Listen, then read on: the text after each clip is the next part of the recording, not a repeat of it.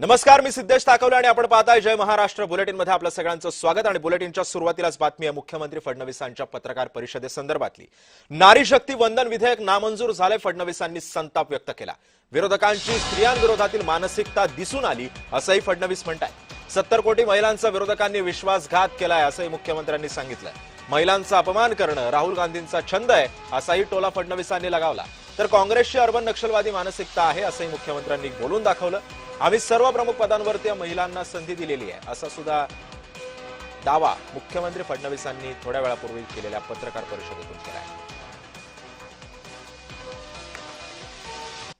आम्ही महायुतीतले सगळे पक्ष आपापल्या परीने या संदर्भात जनमत एकत्रित करण्याचं काम करू, महिलांना संघटित करण्याचं काम करू।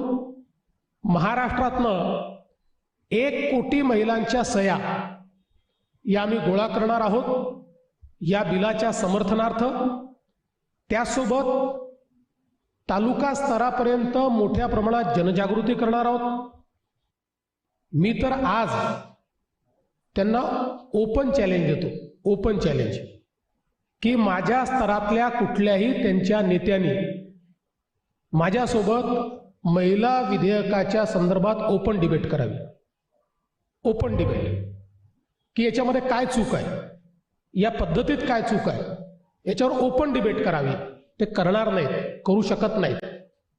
केवळ मुजोरी करायची आणि पळून जायचं हे जे काही यांनी सुरू केलेलं आहे याच्या विरुद्ध देशभरात आणि महाराष्ट्रात आता महिलांचं एकत्रीकरण आम्ही करणार आहोत। आज भारतरत्न डॉक्टर बाबासाहेब आंबेडकरांचे जे विचार त्यांनी संविधान सभेमध्ये व्यक्त केले आहेत त्याला अनुरूप असलेला कायदा आल्यानंतर तो कायदा पाडायचा आणि संविधान जिंकलं म्हणायचं। खरं म्हणजे संविधानकारांच्या विचारांवरही एक प्रकारे काँग्रेसने घाला घातलेला आहे। महिलांचा अपमान करणं, समाजातल्या इतर घटकांचा अपमान करणं हा त्यांचा छंद आहे। त्याच्यामुळे ते काही माफी मागतील, खरं म्हणजे त्यांनी तर साष्टांग दंडवत घालून माफी मागितली पाहिजे महिलांची। दक्षिणेतली राज्य ही ऑब्जेक्शन घ्यायची की आम्ही पॉप्युलेशन कंट्रोल केला त्यामुळे आमच्यावर अन्याय होईल, आणि म्हणून त्याही संदर्भात एक अत्यंत महत्त्वाचा निर्णय हा या डिलिमिटेशन मध्ये घेण्यात आला।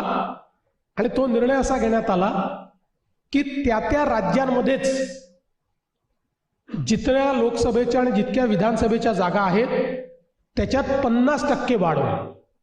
म्हणजे मग कुठल्याही राज्यावर अन्यायाचा विषय संपला।